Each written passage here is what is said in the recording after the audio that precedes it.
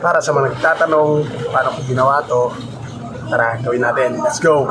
Diretso na agad tayo sa CapCut mga lods. Bale, gumawa lang ako ng isang video dyan. Yung isang umupo na nagkakape at yung isang, ayan, yung humugot ng upuan.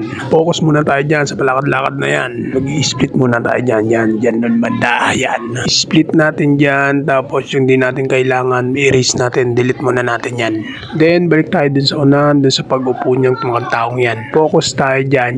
Dyan banda. Split uli natin dyan. Then, abante uli tayo. Tapos, tanggalin lang natin yung di natin kailangan, yung nasa gitna niyan, yung matitira dyan. Yan, split natin dyan banda. Split natin, tapos delete din natin yung nasa gitna. Then, focus tayo dyan sa nakaupong taong yan. Yung mukhang taong yan, nakaupong yan. Bababa natin yan gamit ang overlay. Kapag naibaba na natin, focus pa rin tayo dyan sa nakaupong yan. Yung naibaba natin yan. I-remove background natin yan. Gamitin lang natin yung remove background. Custom remove. Tapos, gamitin natin yung brush. I-brush natin yan. Papulihin natin yan yung mukhang taong yan. Isama na rin natin yung nilabasan niya. Yung bago siya umupo. Papulihin na rin natin.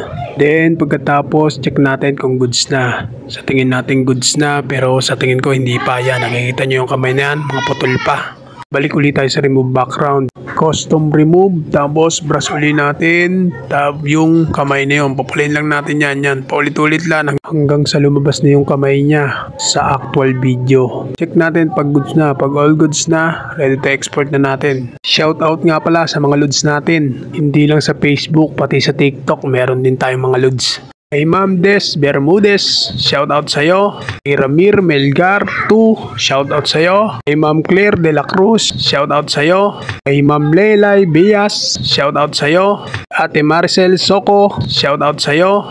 Boss Ray Ariel Kudlat, shoutout sa'yo. Kay Paring Luis Reyes, shoutout sa'yo. At sa aking tiyahin na si Rosario Gagarin na full support sa aking mga videos, shoutout po.